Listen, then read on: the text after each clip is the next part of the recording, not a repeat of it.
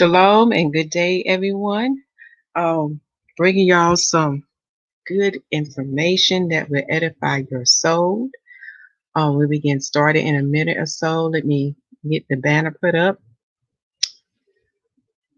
to remind you to make sure you listen to YAHUAH prophetic messages. If you have not done so, please listen to his prophetic messages. For our Father in heaven has spoken himself, confirming what season we are in. Also giving us instructions what to do. Do you hear me, Israelites and Gentiles? So I'm bringing you an interesting word for today, and the title of this word is The Untold Truth of Purim. The Untold Truth of Purim. The same shall happen to the Israelites today. The same shall happen to the Israelites today. And you probably say, what is the untold truth about Purim? Well, for those who come in the whole Bible book, you will learn there are other biblical events that are lined up with this time period, and we're going to look at today that probably wasn't brought to your attention. In other words, it shares some of the same dates as we'll keep in a remembrance of Purim in the days of Esther and Mordecai. Okay, so what you see before you is a picture, and it does relate to this word because it's very important that you understand what this picture is saying unto us. It said, never forget your past. It's your best teacher. And that is very true. For example, this is a question unto you for those who are watching now. Why do you think our Father in heaven command us, not only our Father, but the Messiah as well, command us to keep their days as a memorial, as a day of remembrance? Why do y'all think that is so? If someone can chat that, type that answer in the comment section. Why do you think that our Father in heaven and his Son command us to keep these days as a remembrance? Especially when you read this poster here. While I wait for somebody to type the answer. But the poster say again, where this image right here says here, never forget your past. It's your best teacher by Sasa. Okay. While I'm waiting for the answer, I'm going to go ahead into my greeting because I didn't open up with a greeting like I usually do. I bid a shalom. Well, first, let us give honors to our Father in heaven, because when y'all hear this word, you're going to see how he operates. Many times we forget how great he is, how powerful he is, and how wise and knowledgeable he is, but he's always a step ahead of the enemy. We also give homage to his son, Yahusha HaMashiach, for he is the Son of God, he is the second Adam, and he is the anointed one that we call the Messiah. And we give respects unto the Ruach HaKodesh, who is the Holy Spirit, known as the Spirit of Wisdom, the glory of Yah, the beauty of holiness, and also known as the seven eyes and seven spirits of Yahuwah. I also bid a shalom to the bride of the Messiah, for the bride of Messiah is made up of Israelites and Gentiles, males and females, circumcised and the uncircumcised, Scythian, barbarian, etc., all those who receive him, for he is the salvation, the righteousness of God. For those who receive him, you become his bride. I also bid a shalom to the 144,000, for they are the chosen elect of the 12 tribes of Israel, as written in Revelation 7, 14, and 15. I bid a shalom unto you, for you have a great job to do with the Messiah when you take down the fourth beast kingdom. And I bid shalom unto the nation of Israel, for soon our Father in heaven shall restore you back to your proper place, and you will be a nation again. You'll no longer be split into two tribes, you will no longer be split into two kingdoms, for the Father in heaven shall restore you in your wholeness, and the heavens and the earth shall rejoice again. Okay. All right, I'm looking at the comment box and I don't see anyone has typed an answer. All right, I guess I'm going to take it that y'all shy, quiet. So I'm going to post a question. All right, let me take this banner off now.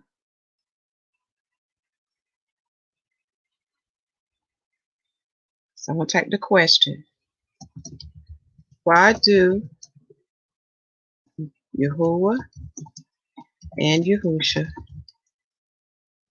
command us to keep these things as a memorial or a day of remembrance? So if you don't understand what I'm asking in this question, I have another one for you. For those who are in America, why do they command us? Why do they command us to learn history?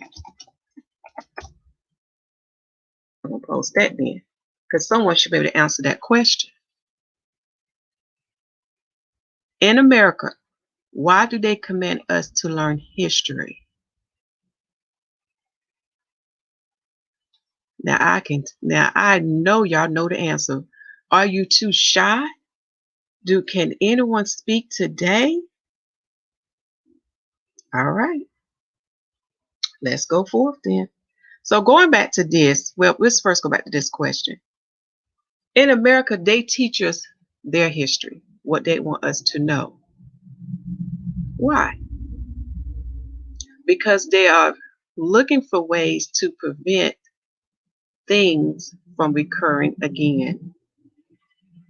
They are looking for ways to prevent history from repeating itself. For example, what about 9/11? America has vowed they would never forget that day, right?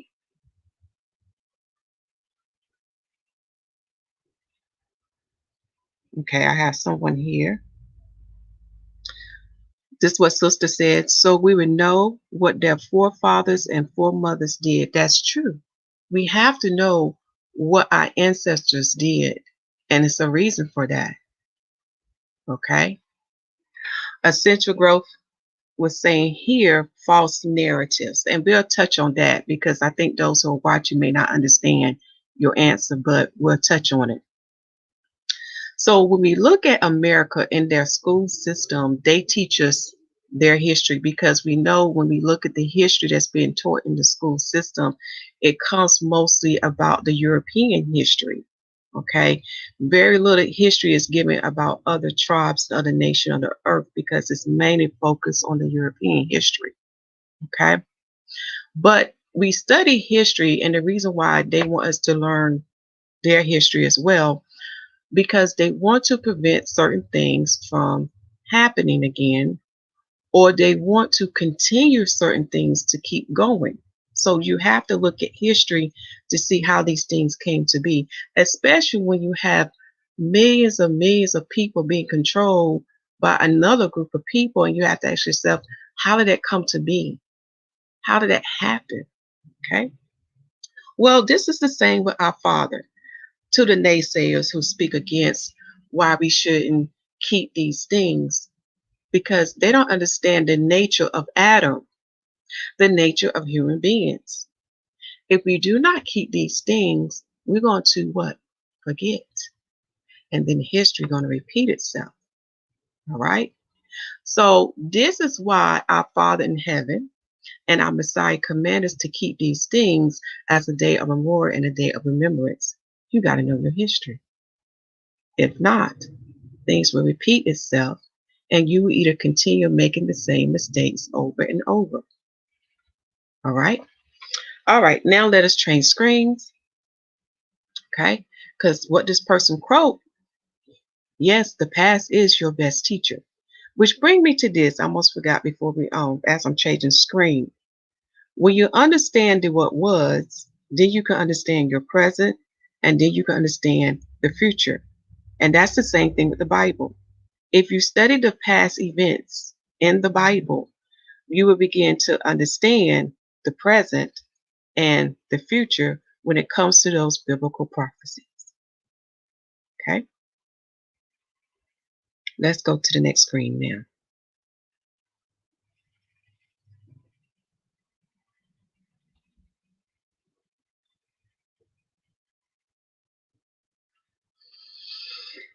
Okay, so the word today is the untold truth of Purim. The same shall happen to the Israelites today. Okay, so as I was beginning to ask y'all that question, you're probably wondering, what is the untold truth of Purim? There are certain biblical events that has not been brought forth to the public that occur not in the same year of Purim, but in the same day and month of Purim that you may not be aware of. So that's what I'm coming before you today, because it's going to relate to us now. Okay, what's happening now? For those who have been watching the news and seeing how, and those who are familiar with our history as Israelites, how they have treated the melanated people, not only here in America, but also throughout the four corners of the earth. For those who are well studied of their history, can see what is coming, because the Bible prophesies this. It's coming. All right. And soon you're going to really begin to understand Jacob's troubles, and why the Father prophesies unto us that he will what? Deliver us out of Jacob's troubles. Now, this message is not only to Israelites, Gentiles. You need to hear this too, because you need to be aware of what is coming, so you too can make a decision. Either you can follow behind those nations and tribes who's going to partake in a great evil to come, or you can decide to do what is right in the sight of our Father's eyes. So this is a very important word for you to hear today. Okay. This is just an announcement. There is some important videos for you to watch, because all of this is going to connect together. All right. All of this is going to connect together. Again, those who partake in this great evil that is coming, you are known to be covenant breakers, law breakers. And Paul give a deep mystery about the people that he called covenant breakers. And the mystery that Paul gives goes back to the beginning. It goes back to Genesis, back to our foreparents, Adam and Eve. So you definitely, when you get some time, you definitely want to go back and read Paul's writings. And if you have some time, watch those videos. But if you don't, ask the Father to teach you these things through his Spirit. He has sent his comforter unto us to teach us these things. Okay. Okay, to the one that said it's not commanded, okay, I need to address this comment. Okay. To the ones who say that's not commandment, we have to come in the whole volume of the book. Have you read Numbers chapter 10? And I'm glad you brought that up. But to set the foundation to this response, let me see here. Oh, I'm sorry. I'm sorry. I see what you're saying. My eyes read your comment too quickly. But let me read your comment correctly. I did my research on this about a year ago. I don't know why our people celebrate this day. It is not commandment. They also wore costume on this day. Halloween is attached to this day when you do, and then you say research on it. Yes, there's a lot of things that was taught unto us by the heathens that we are keeping today. And unfortunately, our people will not do the research, even though there has been many others coming out publicly telling people that these days that we are keeping in the fourth beast kingdom has nothing to do with the Bible. Okay, and yes, you are correct. I do want to bring up the other point, and because you said this, it reminded me of another thing. Another thing that you would see that people will argue is that we don't have to keep every more of Purim because it's not commanded. So thank you for bringing up that point, blessed and healthy. But you also remind me that I do need to address why we should keep every more of Purim, and the other biblical events that pertains into it. Okay, and forgive me because my eyes, sometimes my eyes jump and I read stuff too quickly, but I do apologize. All right, so what is the purpose of remembering the other days of the Israelites? Because I know there are certain days that it is commanded us to keep. You have to go to Numbers chapter 10, okay? Because the Father commanded the Israelites, even in their days of gladness, what we are to blow a shofar, because it's all going to pertain back to Him, and you'll see why as I give you the untold story of Purim. Okay, that many don't tell you about, the hidden information. Okay, so let us continue.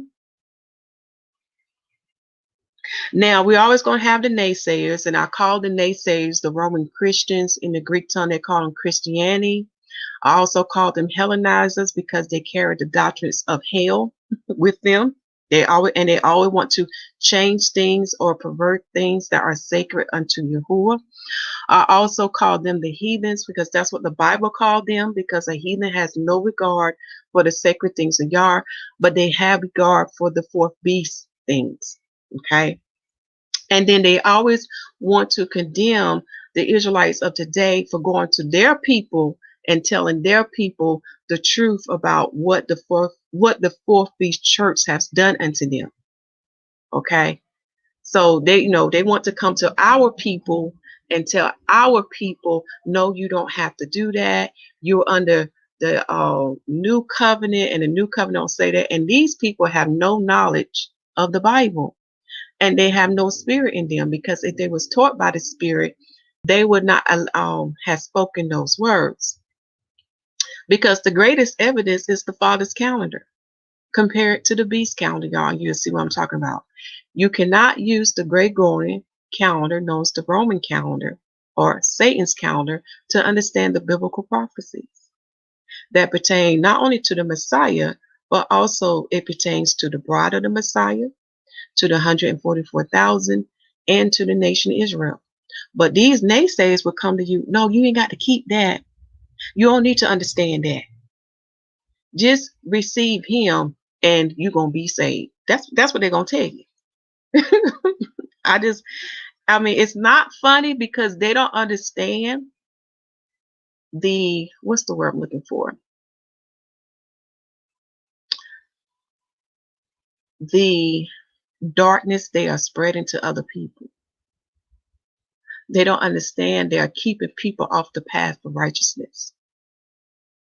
They don't understand they are blocking people from entering to the kingdom of Yah, because they too are blinded. That's why the Messiah said, let the blind lead the blind. Okay? So we know the naysayer is going to come against this word for today, but let them. And they don't understand the heaven and the earth is His witness, and they will report back to the Father what they said. And they will be judged of those things until they repent. Okay? All right. Let's start with the date, y'all. Because we're in the fourth beast kingdom, and the fourth beast has taught them about the wrong calendars to keep, as Daniel prophesies. So the heathen date is February the 25th in the year of 2021 AD. In the Latin tongue, they call, oh, I'm sorry, I have the wrong day. Today is, I knew I missed something. I couldn't think what it was. Today is Thursday. And I believe Thursday among the heathen is known as the day of Jupiter. The day of Jupiter. And they call it Dies Jovis. Okay? Dies Jovis.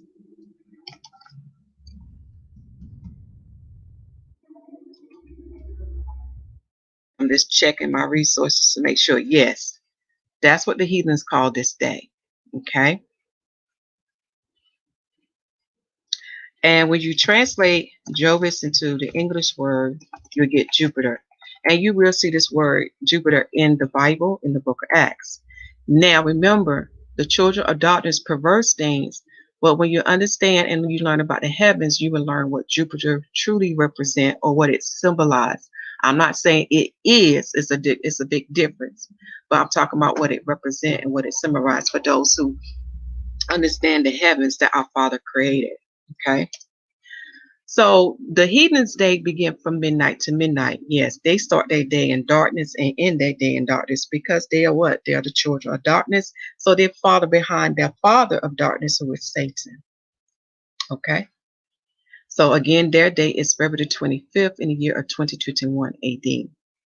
Far as our Father's day, okay, this is his calendar. Big difference from the heathens, y'all. We are in the 12th month known as Adar. And this is I have to make a correction. This is the 13th day of Adar. Okay. And far as the year, we are in the 8th day of Adam, which is the 13th day of creation. And we are in the 8th week of Enoch's 10-week prophecy. Far as the phase of the day, we're in the daylight. We're in the daylight phase of the day. Far as the day of the week, we are in the 2nd week on its 5th day in this month. I'm going to say it again.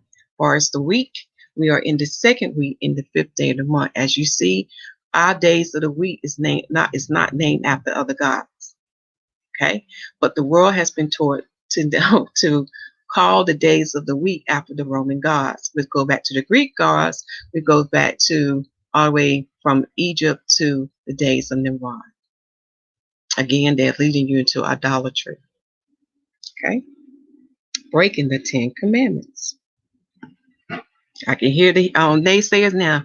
We ain't got 10, we got 9. Okay, all right. Let us continue. But our Father's Day began from sundown to sundown. Okay. So we start our day from light to light because we are the children of light, because we follow after our Father, who is the Father of light. Remember, Adon, I'm talking to you, Israelites and Gentiles. We are made in our Father's image, therefore we do as our fathers do, just like our children imitate us, we imitate our Father. Okay. As for the word Messiah that you have heard me say, it just means anointed one. You can find it in Daniel chapter 9, verse 25, verse 26, and John chapter 1, verse 41, and John chapter 4, verse 25. Now, in the Greek tongue, they would say Messiah, reference number G3323. In the Hebrew tongue, we say Mashiach, which is H4899, which translates back to the English word Messiah. When you study about the living word, you will understand the mysteries of him and what he is. Do you understand why he is known as the sword, the fire, the water, the salt, the rod, the staff, the right hand, the stretched out arm, the living word, the witness of the tabernacle that was built by Moshe and the Israelites when it was in the wilderness? He is the light, the second Adam, the Messiah, anointed one. And most importantly, he is still left and tall, for he does as his Father does, for all things was taught unto him by our Father in heaven. Read John chapter 8. Okay? Just a reminder about the next upcoming major holy days of remembrance to keep. We will have Passover to be coming, following with the Feast of Unleavened Bread. As you see the Hebrew word for Passover going to the Aramaic and the Greek, letting you know that what was translated in the book of Acts, when you see the word Easter, was a mistranslation. Check the video description box for the Aramaic Bible and also for HalleluYah Scriptures Bible, and that is the proof. There's many other proofs out there giving you understanding what Easter is supposed to be. It is Passover. To my brothers and sisters who call themselves Christians, who was taught by the Fourth Beast Church to call this day Easter, when you're actually supposed to keep Passover. And that's a mystery on that. When you understand who is the Passover, and I want to give you that nugget, the Passover is the Messiah, and he told you how to keep it. Many call the Passover day the Lord's Supper, the communion, but he gave you instructions on this day. We are to what? Wash the feet, eating of the bread, drinking of the wine from the grapes, or grape juice for those who cannot drink alcohol. Far as the date, again, you cannot use the Gregorian calendar to get the date when our blessed one was crucified on the cross. The date is the B14. Again, you have to know about the Most High calendar to know when a B14 would be coming in for the year of 2021. Okay. Far as the day when he resurrected on the B16th, and the prophet Hosea, the book of Joshua, Torah, and the works of Josephus will confirm this. For this is the same day when we offer the sheaf weight offering, the armor of the barley harvest, which is the first fruits, representing the day when the Messiah resurrected from the grave or from Sheol with the saints. Okay, but he was the first of the resurrection, and then following with him or with the saints. This is also the same day when the manna ceased in the days of Joshua, when he led the Israelites into the land of Canaan. So, following after the Passover day, we have the Feast of Unleavened Bread from a B15 to a B21st. Please go to your Bibles and read the instructions on how we keep this day. For the Messiah prophesies unto us, we shall keep it in spirit and in truth. Also, check the video description box to study about the Paleo Hebrew letters. Also, FYI, we do have Picto Hebrew letters, but study that chart because it's going to give you the understanding about the left and the tau and what they are. Okay? Now, let us begin in this good word today. We're going to open up with the book of Esther, but let me show you this book first, because many of you are not aware there are a total of 4 books of the Maccabees. Now you're probably thinking, well, why would Sister Yudi be talking about the Maccabees? Okay, there are some biblical dates in the Maccabees that align during this time period in the days of Esther and Mordecai. Okay, also it's going to confirm what happened in Esther and Mordecai also happened in the days of the Maccabees. They had great divine help. Okay, and this help that I'm talking about came from heaven above. These are the things that you will not hear being preaching to you. And it's most important that you know about this because the same is going to happen to us, to the Israelites, and to the Gentiles who join with us. Because we are what? Bonded in one covenant. All right. But the first thing I want to show you is this book. But however, Sister Yuda found something for everybody where you can get your hands on it. Okay. But this is one of the books that I do like reading from that has all 4 books of the Maccabees. And this book was compiled by Joseph Lincoln and is titled The Apocrypha, including books from the Ethiopic Bible. And that's something you can check out in your spare time. Okay. However, Sister Lydia found something for you that you can have access to. Okay. And we shall go to the Pseudograph site to access these books, and you'll see why this is important. Okay. All right. Now let's first go to the book of Esther.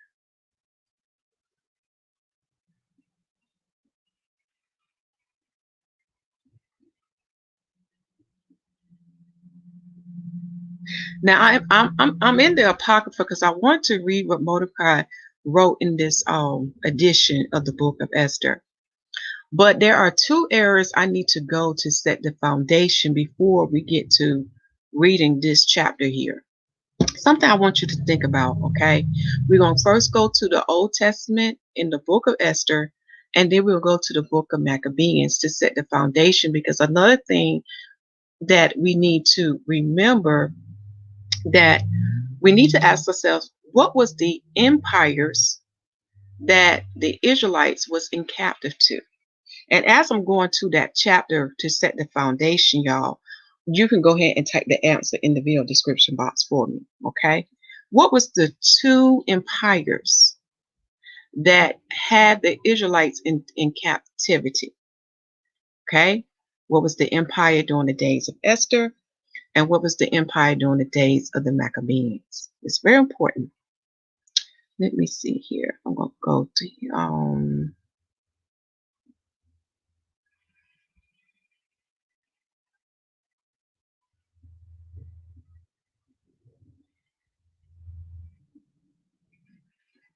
I think it's nope, it's chapter 1. So we can set the foundation. This is something that may not have been brought to your attention, but it's something that we need to keep in mind because it's going to give you understanding. Where are the Israelites today? Okay.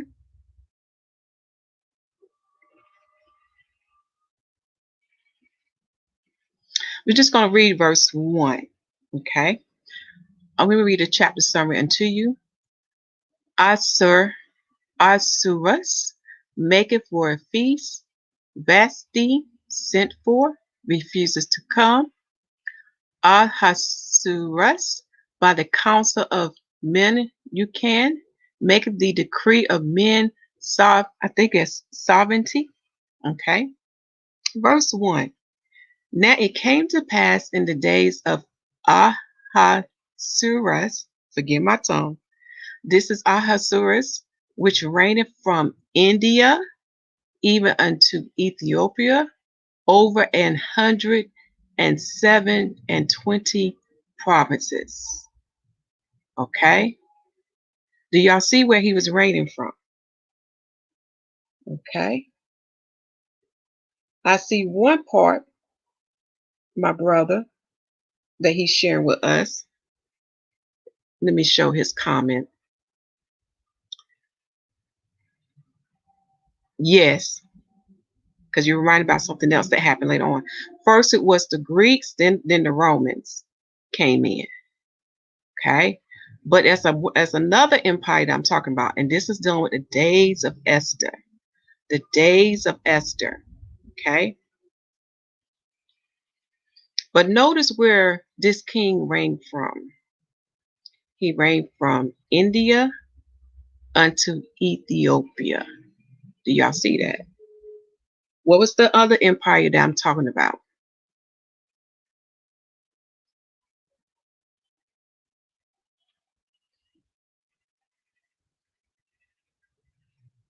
Who would this king be? What under empire is this king under, y'all? All right, I'm going to give y'all the answer. Very important that y'all know this.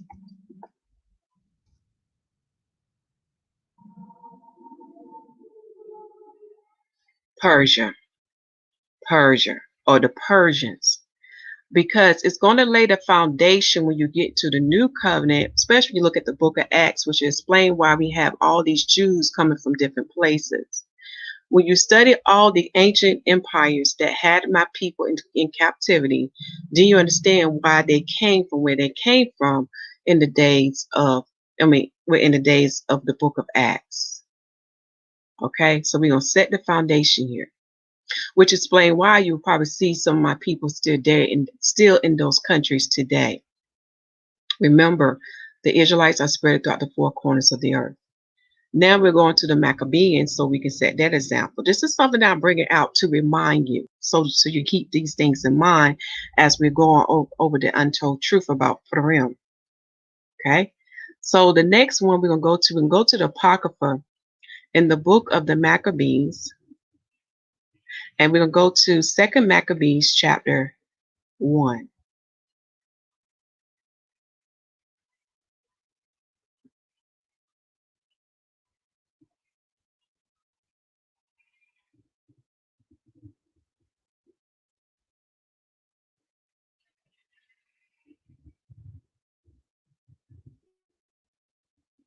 Second Maccabees chapter 1.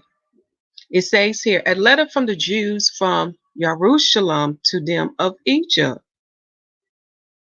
to thank Yahuwah for the death of Antiochus, of the fire that was hid in the pit, the prayer of Nehemiah's. Okay, so now this is in the time period of the Greeks. The time period of the Greeks. When you study the Greek empires during the time of Antiochus, we had a total of 10 empires. Later on, they would have a total of 13. But in the time of Antiochus, they have 10. And within their empires, this is where our people were spread it to. Okay. Shalom to the sis that just came on. Okay. Shalom to, oh, I'm sorry. My mind just got off track for a second. So here I want to read verse 1 unto you. Okay. Verse 1 says, the brethren, the Jews that be at Jerusalem and in the land of Judea, wish unto the brethren, the Jews that are throughout Egypt, health and peace. Do y'all hear that? There are Jews that was taken to Egypt. Okay. Again, you got to read the book of Maccabees to understand how they got there. Also, the work of Josephus give you the inner details. How we have Israelites ended up back in Egypt. Okay. Now you begin to understand the biblical prophecy of how our fathers spread the Israelites throughout the four corners of the earth. So think about it. That does not only confine the Israelites to the old world, but think about the new world too. So we are spread throughout the four corners of the earth. So we are everywhere. But unfortunately, you won't see it in the fourth beast media. They hide those things. People who travel abroad can give you more insight and tell you they have seen our people in those places. And they fit the curses that is written in Deuteronomy 28. Also, they fit the Song of Moses that's written in, I think it's Deuteronomy 31, the Song of Moses. Let me type that in the video description box. You definitely want to read the Song of Moses. I think it's in Deuteronomy chapter 31. If not, it's either chapter 30, 31. I don't want to say 32, but it may be 32, but read the Song of Moses and you will see the Israelites fitting those prophecies. And remember, we are throughout the four corners of the earth, so it's going to give you more insight. Who are the Jews? Who are the Israelites? Okay. All right.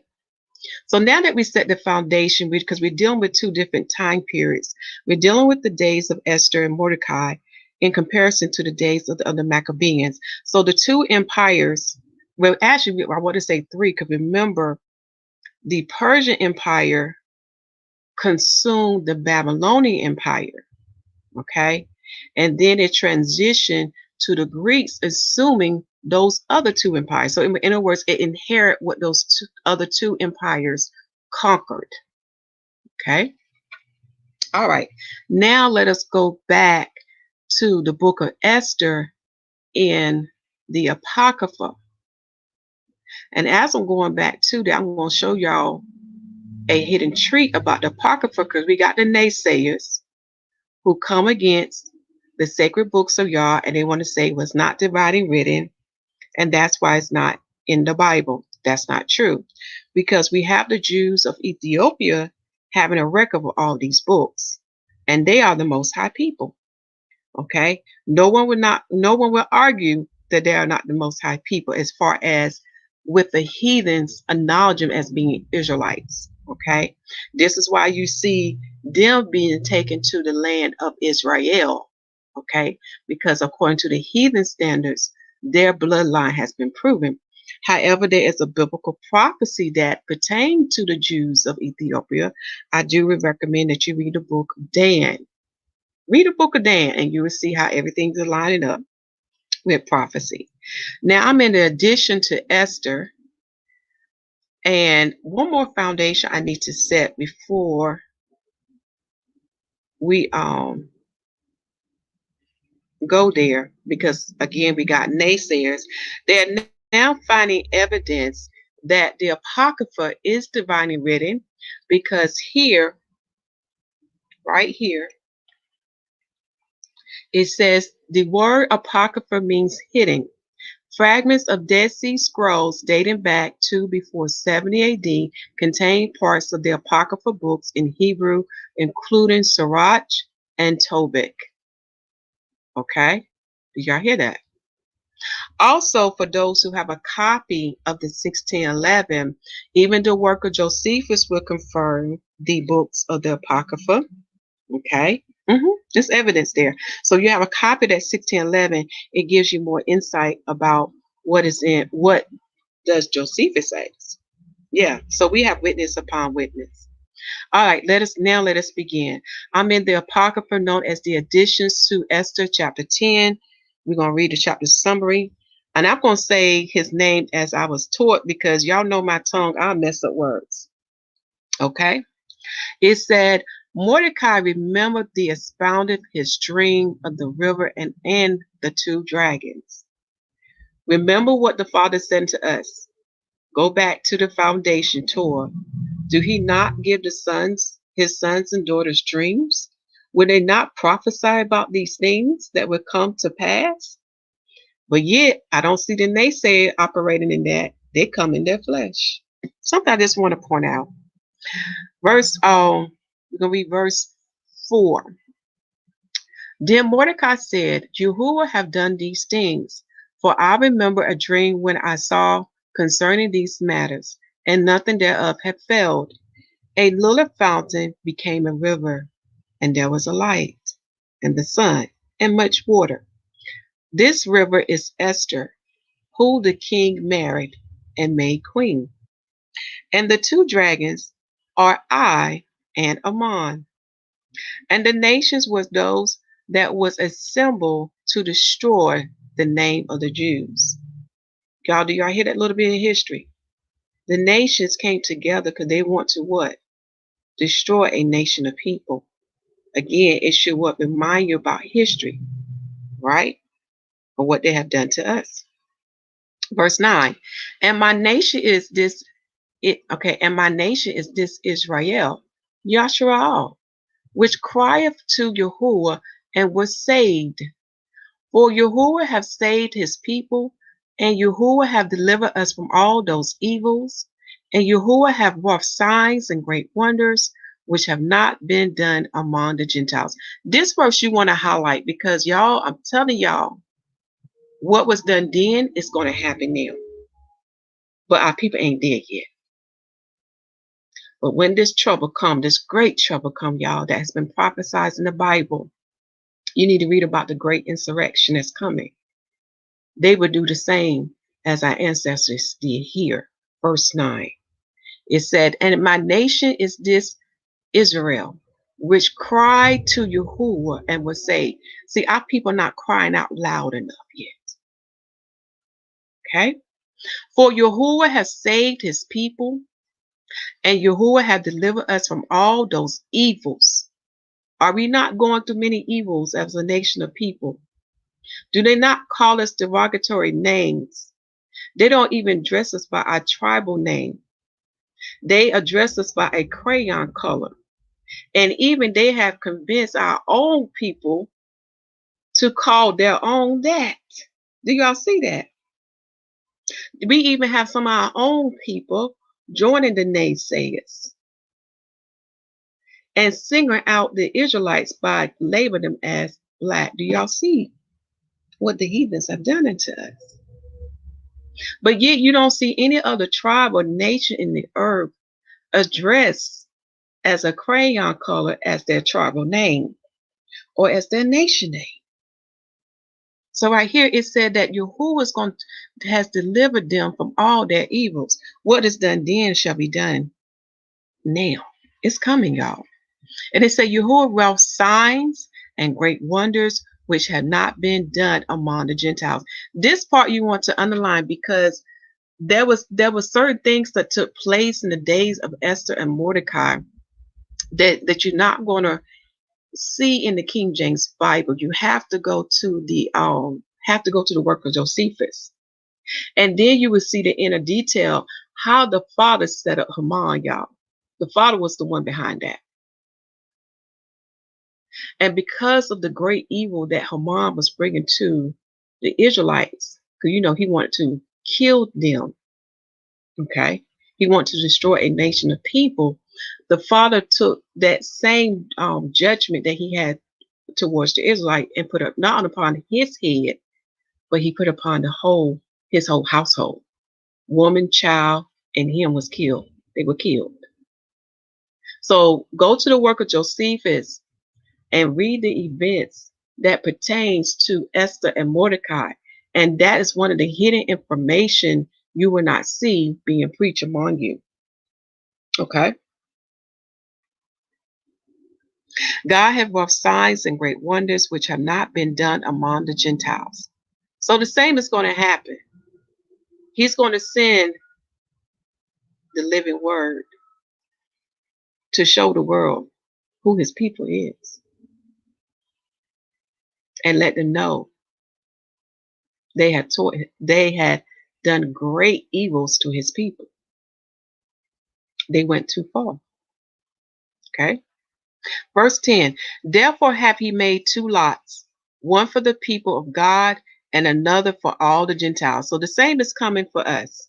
And you can see how things are being set up, because with these Roman Christianities who come against the Israelites, not in the whole truth about what we believe, what we stand for, I'm seeing how they're setting us up, y'all. They are going to convince the world that we need to be put away in what we believe. And I'm going to the book of Maccabees to show you the same thing then, it's going to be the same thing now. Because of what we believe and because what we are teaching our people to keep now, that we're talking to our people, telling our people what to keep, they have a problem with it. And the same thing was written in the book of Maccabees. Okay. All right, verse 10. So as you see, there was one lot cast for the people of God, and there was another lot cast for the Gentiles. Okay. And these two lots came at the hour and time and day of judgment before Yahuwah amongst all nations. So Yahuwah remember his people and justify his inheritance. Do y'all hear this? Our Father in heaven remember us, and he's going to justify us, for we are his inheritance. He is our God. He's our judge. He's our ruler. Go back to the foundation Torah. Torah will tell you we are his people. And the prophet has prophesied unto us, he wants us back. He wants his wife back. So it's coming. Verse 13. Therefore, those days shall be unto them in the month Adar. Do y'all hear that? Therefore, those days shall be unto them in the month of Adar, and the 14th and the 15th day of the same month, with an assembly and joy and with gladness before Yahuwah, according to the generation forever among his people. So even in this verse here, what I'm showing y'all, you go back to Numbers 10 of why we blow this so far in the days of our gladness.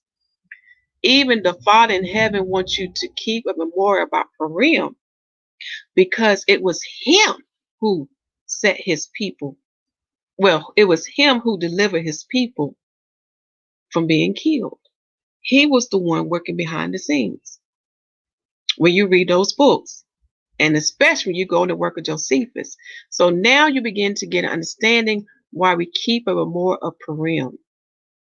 So what? So we will not forget our history. So we won't forget what Yah has done for us, because it's going to give us hope that he's going to do the same for us, even in this time period. Okay. Now, the next part we're going to go to is, now we're going to transition to the Maccabees, because you're probably saying, well, what this got to do with the Maccabees, right? But before we go there, let me take it to the calendar right quick. Now, Yahuwah's calendar is in the video description box, so you can look at. But it's very important that we start paying attention to the biblical events that occur in his calendar. Very important, Israelites and Gentiles, because these things are to teach you something, so you can be edified, so you can grow. For example, in the first week of the 12th month, we have in the days of Ezra. He is the high priest of Israel. He had just came out of the Babylonian captivity. On the third day of Adar, we have the temple being complete. So that's something you definitely want to read and check out in your spare time.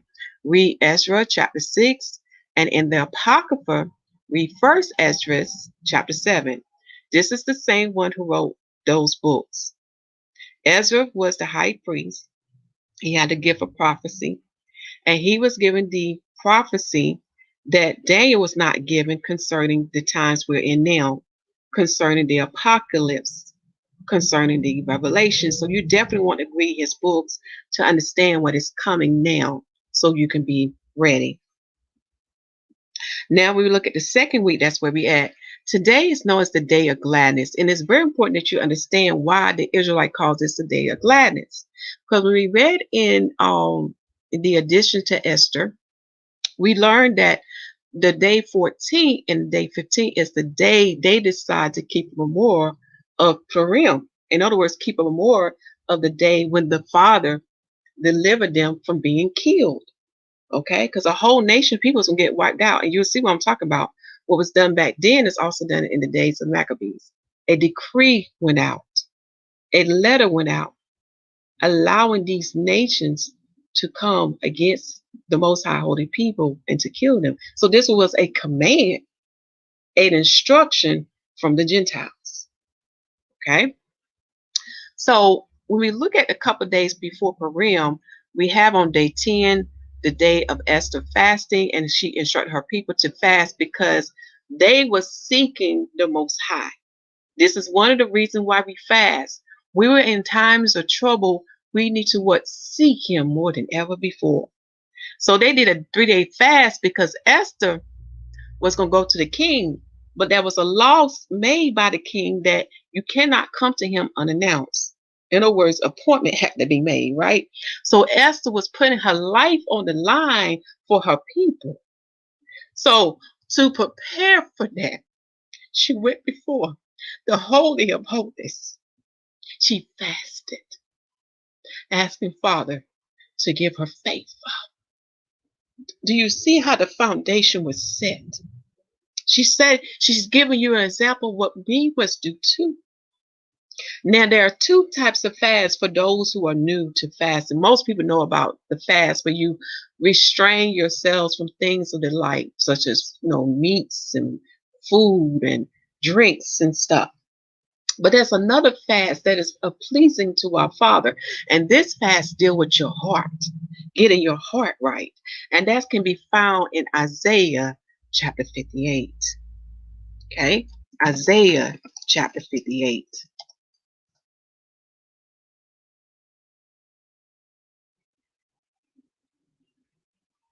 All right.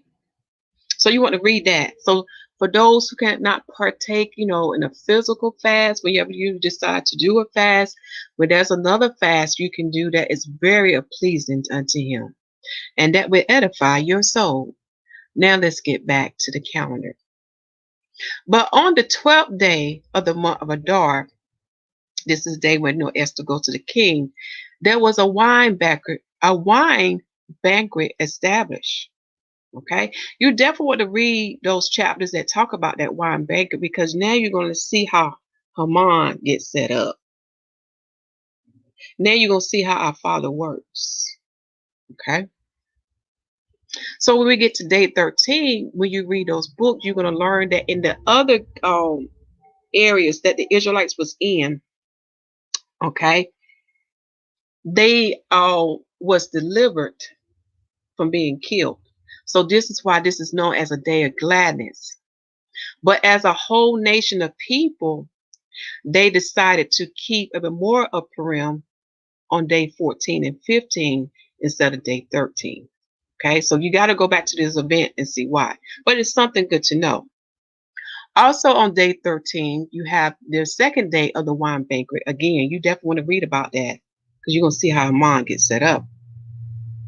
But in the midst of that, you will see how the Father worked with the king, how he set the king up to remember the good work that Mordecai did for him.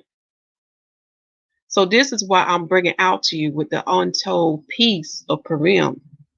People don't mention what the Father did behind the scene, that you need to pay attention. Because when you pay attention to that, you begin to learn him and how he works. You begin to see that He is the one that caused these things to happen in a certain way. And if he didn't, then salvation would have came to his people. Are y'all seeing this now? This is the most important part that is often left out of Purim. People just look at Mordecai doing his thing, Esther doing her thing, but y'all don't understand the one who was behind the scene, who was causing these events to happen. And if he didn't, a whole nation of people would have been killed.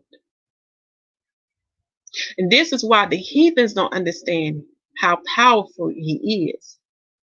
This is why the heathens don't understand that no matter how much they plan, no matter how much they think they got it, he will always be a step ahead of them. And the same plan that they afflict upon the Israelites is going to fall upon their heads, because they don't know who they're messing with. You messing with the Almighty. You messing with the Creator who made you. So he will always be a step ahead of you. No matter if you go east, south, west, or north, he will be there. Always be ahead. Okay. Also on day 13, which we can get into, we're going to get to the book of Maccabees. That was an event that happened in Adar, the 13th day. You definitely want to check that out. That's in 1 Maccabees chapter 7. Okay. And also read the book of Esther chapter 15. Okay. And as well as Esther chapter 5 and 9. I can't remember which one is the Apocrypha, but you definitely want to read both books, in the Apocrypha and in the Old Testament of Esther. And then as far as the Maccabees, you want to read 1 Maccabees chapter 7, because we had a biblical event that happened on day 13 in the month of Adar. Now that we have set the foundation with the calendar, and that's all the events for this month of Adar. And one more event I have to tell you.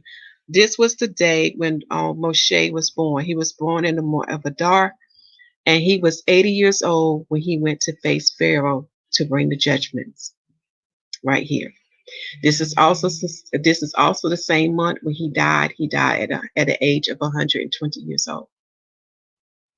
40 years. Okay. Now, let's get to the book of Maccabees.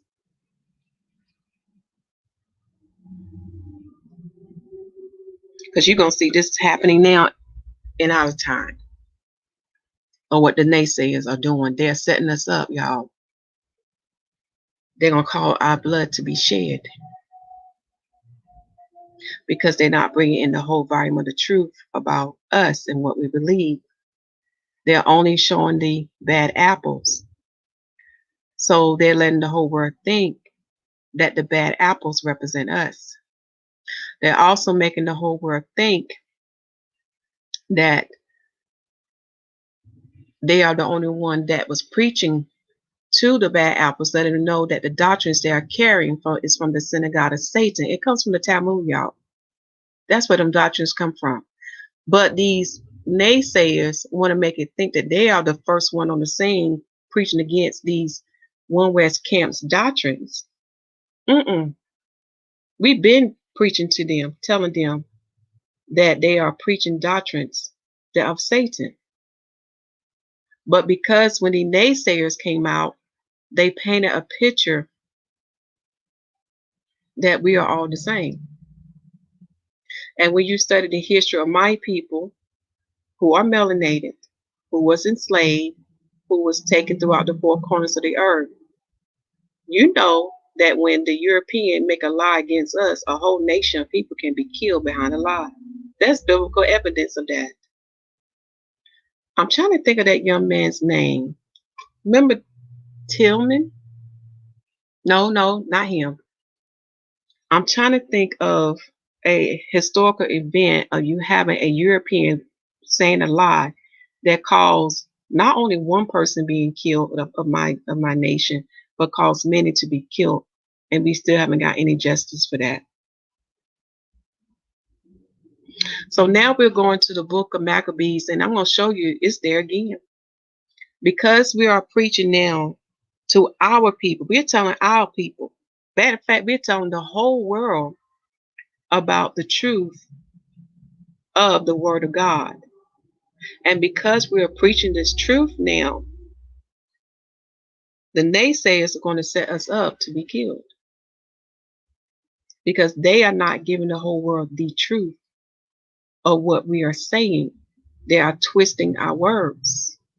Just as a serpent twists its prey to what? To consume it.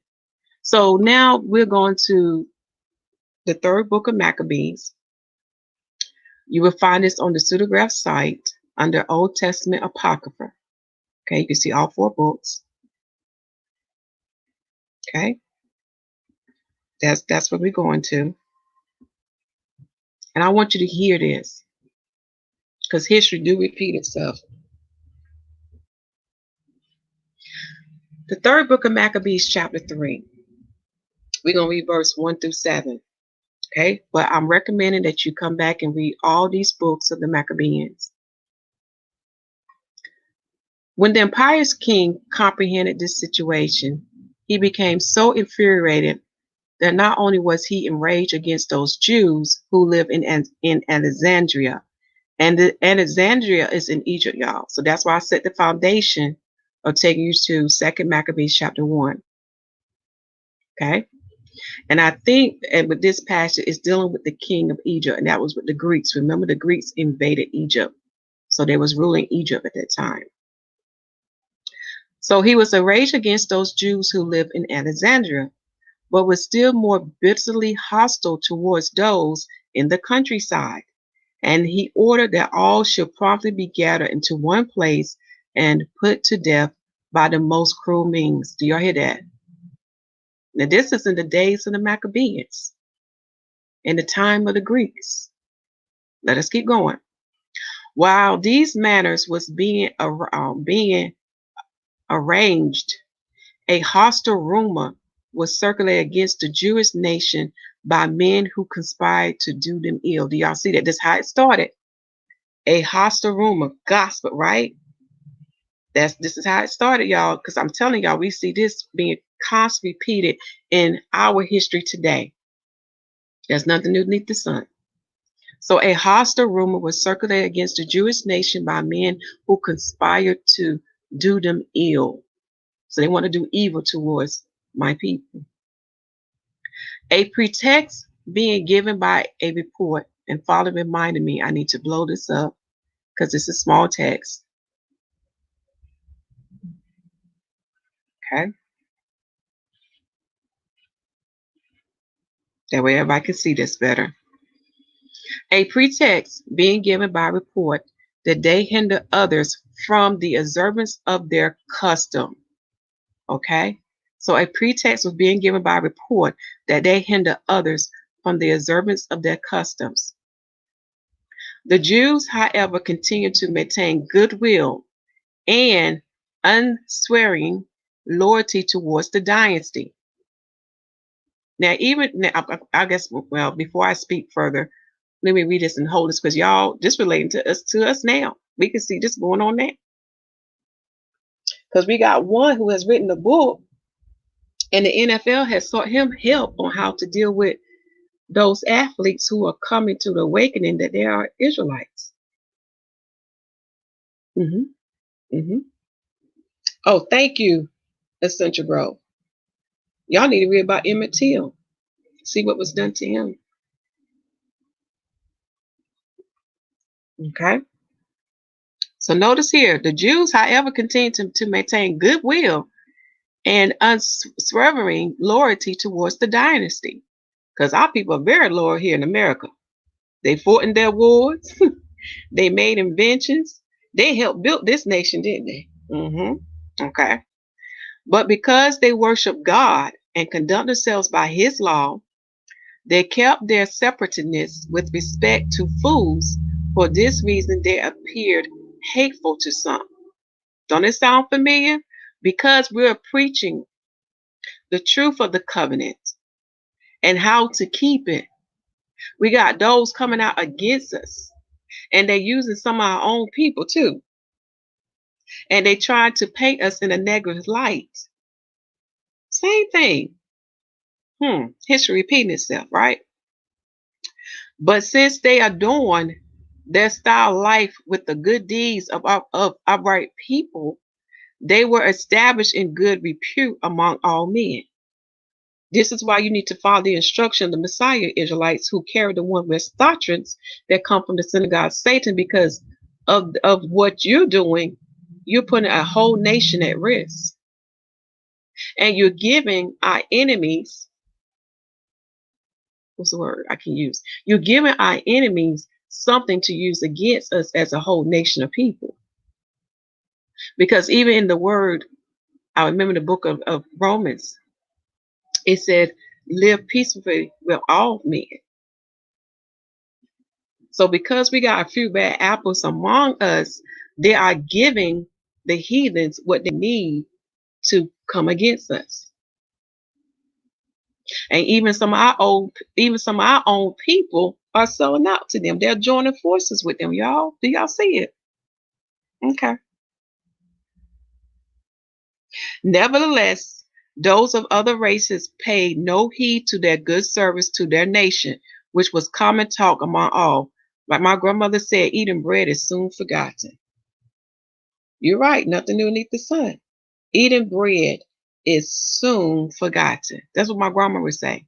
No matter how much we fought in their wars, no matter how much things we invented to build their nations, no matter how much we built up their empire, they still want to do evil to us. They have sterilized our people. They have raped our people. They have been mutilated our people by cutting off their genitals. They have all called us derogatory words and don't want even to address us by our tribal name, but they want to give us their name. They want to call us the tribe of black. Do y'all see where I'm going with this? This is for Israelites and Gentiles, because reading this, y'all seeing that history is repeating itself. And I can see what the word is saying about Jacob troubles. We getting set up, y'all. We getting set up. So eating bread is soon forgotten, as my grandma said, because people forget the goodness you do for them. Okay? Right?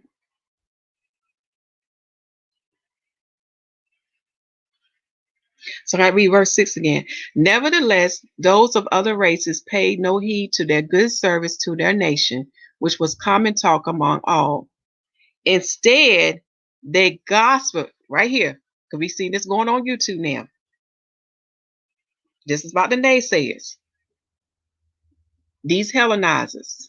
Instead, they gossip about the differences in worship and foods, alleging that these people were loyal neither to the king nor to his authorities, but was hostile and greatly opposed to his government, so they attached no ordinary reproach to them. Just like now, they try to label us as a terrorist group. And their key words, and I have to say this word, and I hate saying this word, their key words to label us as a terrorist group is Black Hebrew Israelites.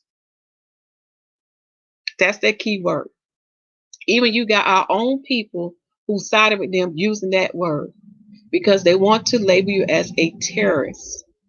Right here, do you see this? Even in the days of the Maccabees, even in this time period, and when we look at Egypt, they want to label Jews there as being what, hostile, and that will oppose the Greek government. Do y'all see this? Begin set up. And there's one that has already written a book, and now the NFL is sorting him for, they need some advice. Begin set up. All because they won't show the entire truth about us as Israelites and what we believe. Even on YouTube, when we go to YouTube and you search for Israelites, the only thing you're going to really pull up, the first thing you will see are the One West camps And now you start seeing other people like the Catholics, the Christian churches. I mean, it used to be so when you type in the word Israelites, or yeah, when you type in the word Israelite, just type it in, and you'll be amazed of how many other people are now popping up underneath that word. But yet they won't show the good apples, such as you got Israel God church assemblies, you have School of Hebrew church assemblies, you have Hebrew Nation building assemblies. You know what I'm saying? They won't show the good apples of the Israelites because we are the majority now, but we are hidden. But they want to show the bad apples, and they want to convince the nations of this world that we are evil because they want to take us out. We're going to be set up. Okay, now the next chapter we're going to go to, it's in the same book. We're in the third book of Maccabees, chapter 4. I want you to hear this. History repeating itself. Because y'all, when I read this, I said, oh my goodness, this is what we went through. We're going to start with verse 1. And let me see how much time we got. Okay. We're going to read as much of this chapter as possible because you need to hear this. In every place, then, where this decree arrived, y'all hear that? A decree is a letter that has the king's signet on it to give people instruction of what the law is or what the commandment is. Okay.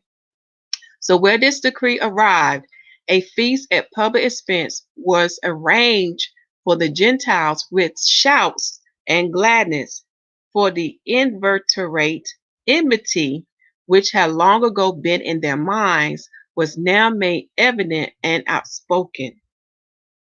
Okay, now we in a time period now. They are speaking evils about us. They don't like us. I'm talking about those that they call, and I hate to use this word, black, the melanated people.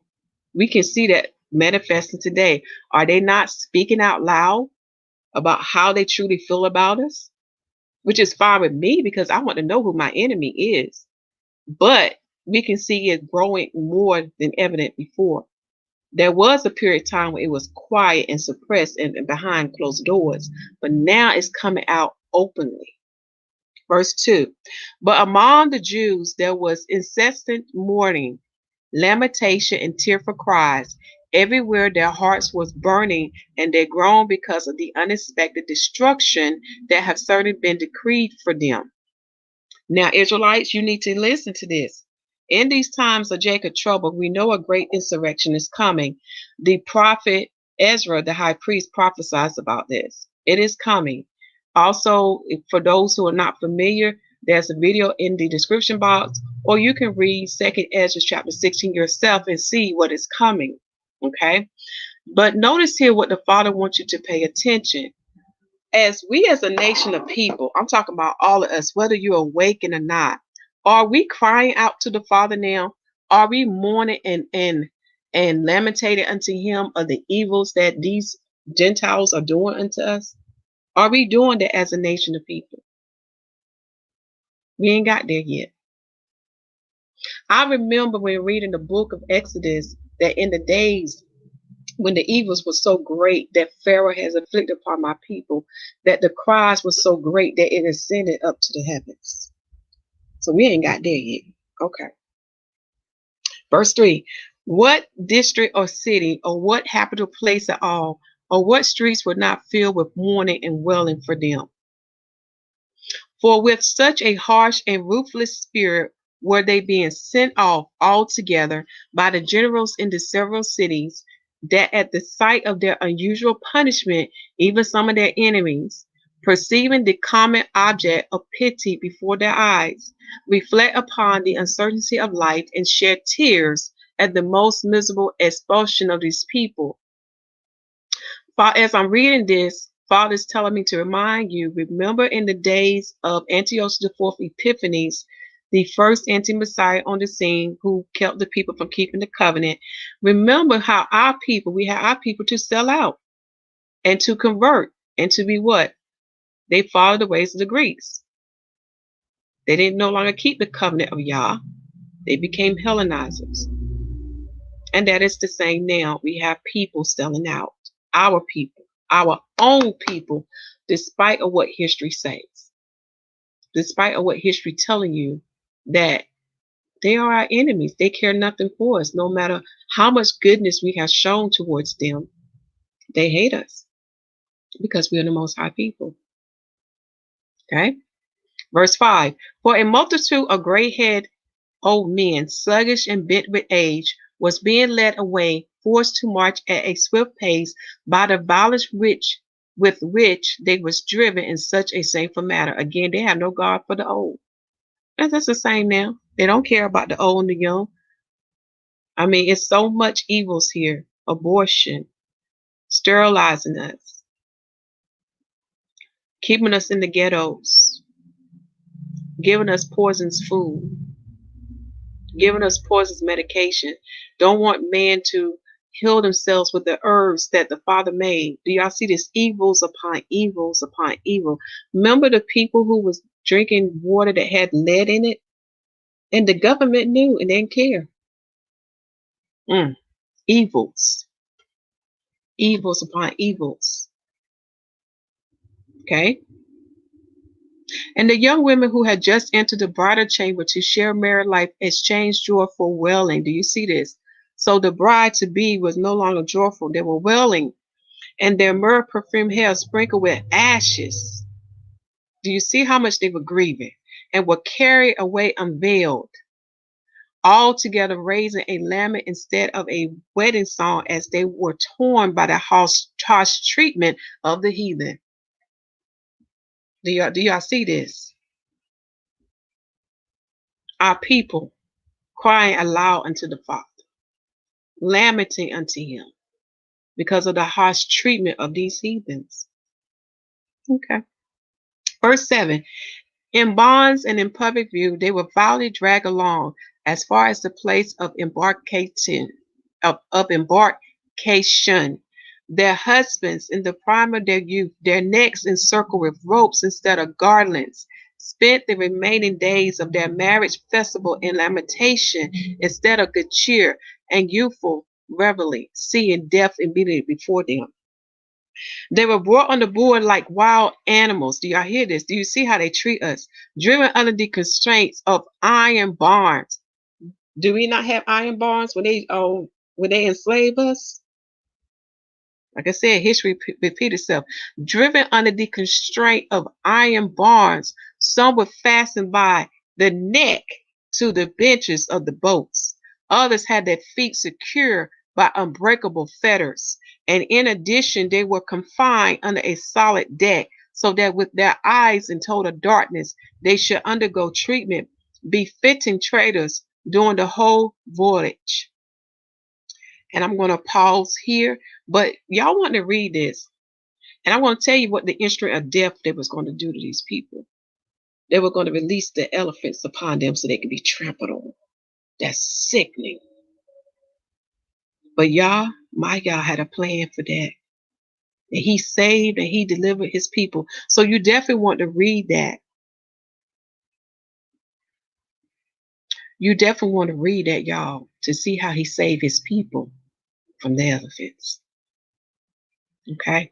I know I want to give y'all highlights, but that's why I put the links in the video description box, because y'all need to hear the truth about Purim and why our Father wants us to remember this. Also, you want to look at the other biblical events that took place near that time, because you will see that the one that was working behind the scene to save his people from death was him. The one that can deliver you from the heathens and from their evils is him. This is why we keep these things as a remembrance, so we won't forget, y'all. It's very important. This is why we follow his calendar and we add those biblical events on his calendar to what? To remember. So we won't forget. Because when we don't forget, we have hope, we have faith. It strengthens us because we know he's going to do the same for us in this time. Something to meditate and think on. That is what Purim should remind you of, is him. how great and wonderful he is.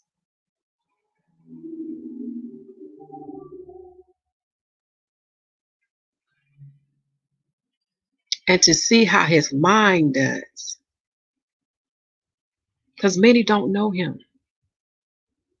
Even the heathens think they can outsmart our Father in heaven. Even the heathens think they can destroy his people. But they don't understand, if he don't give the say so to do so, it will not be done. So what I say this unto you, whether you're an Israelite or Gentile, even in death die well. Remember the promise that our Father made unto us.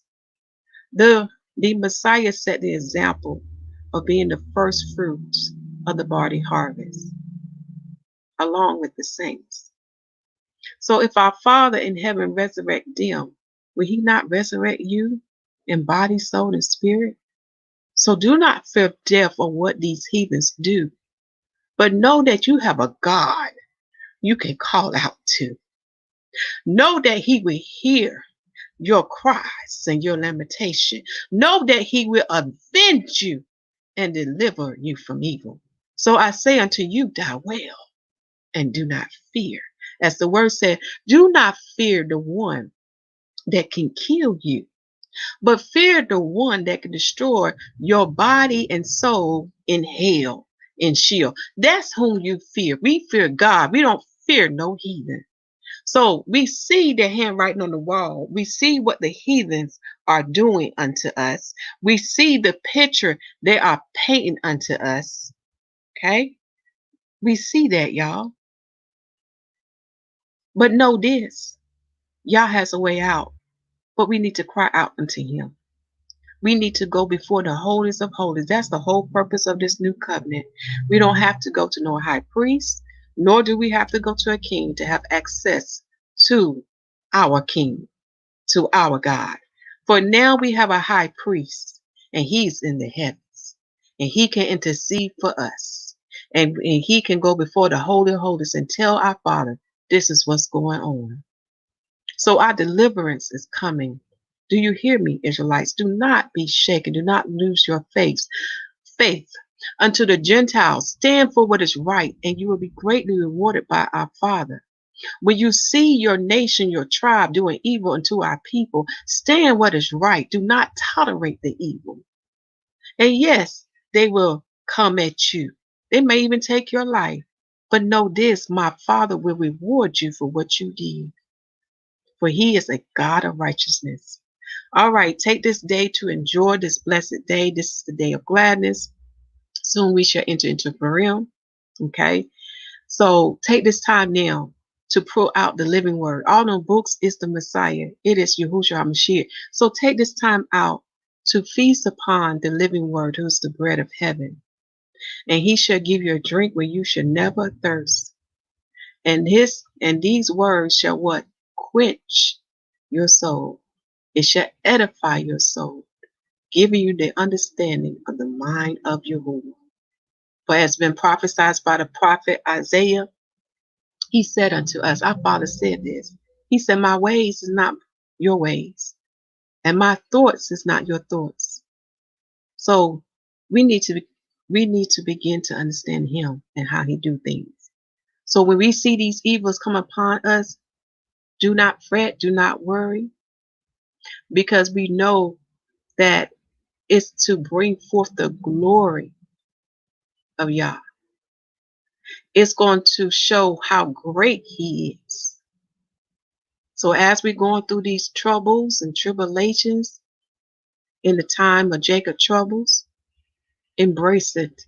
For we know it's not going to be forever, for the end is coming.